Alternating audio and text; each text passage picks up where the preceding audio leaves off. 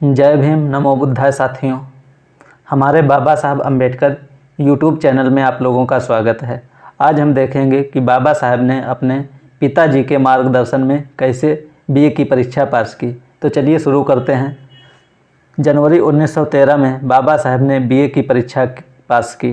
इसके लिए उन्होंने काफ़ी मेहनत की, लेकिन उनके पिता का योगदान भी काफ़ी था। बीए तक हर क्लास में पास हुए, जो उस समय एक अछूत छात्र के लिए बहुत बड़ी बात थी।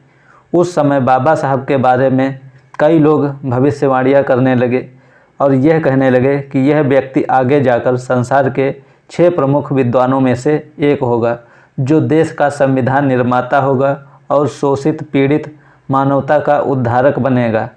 तो उस व्यक्ति पर कोई भी विश्वास नहीं करता था, लेकिन बाबा साहब ने अथक मेहनत, महान उद्देश्यों के प्रति समर्पण, बुद्धिमानता और ज्ञान प्राप्त करने की उनकी चाहत ने यह साबित कर दिखाया कि स्कूलों की परीक्षाओं में मिलने वाले सिर्फ नंबर के आधार पर किसी भी विद्यार्थी की प्रतिभा का ठीक से अनुमान लगा पाना बिल्कुल उचित नहीं है।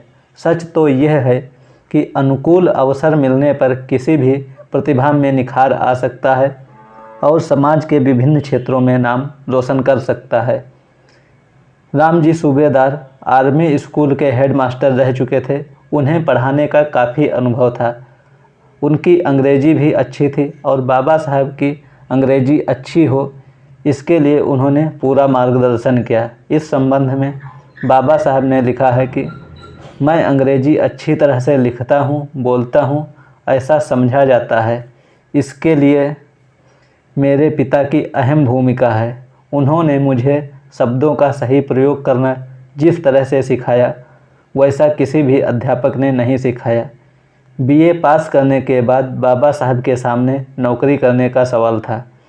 उनके पिताजी रामजी सूबेदार चाहते थे कि उनका बेटा बम्बई में ही कोई नौकरी करे, लेकिन भीमराव बाबा साहब बड़ौदा महाराज द्वारा दी गई स्कॉलरशिप से स्वयं को एहसानमंद महसूस करते थे। इसीलिए अपना फ़र्ज निभाने के लिए बाबा साहब वहीं नौकरी करना चाहते थे। घर की आर्थिक स्थिति भी खराब थी, इसीलिए बाबा साहब को नौकरी करना भी ज़रूरी हो गया था। उनके पिताजी को काफ़ी अनुभव था। वह अच्छी तरह से जानते थे कि महाराजा के रियासती माहौल में जात पात, छुआछूत के कारण बाबा साहब को अपमानित होना पड़ेगा। वहाँ हर जगह रूढ़िवादी लोगों की भरमार थी। बाबा साहब के पिता ने उनको सलाह दी, लेकिन उन्होंने नहीं माना और सयाजीराव गायकवाड़ को पत्र लिखा। बड़ौदा रियासत सरकार ने बाबा साहब को बड़ौदा बुला लिया। इस तरह उन्होंने अपने पिताजी की उपेक्षा करके बड़ौदा रियासत नौकरी करने के लिए चले गए। तो अगले वीडियो में देखेंगे कि उन्होंने वहाँ कैसे नौकरी की और कैसे रहा।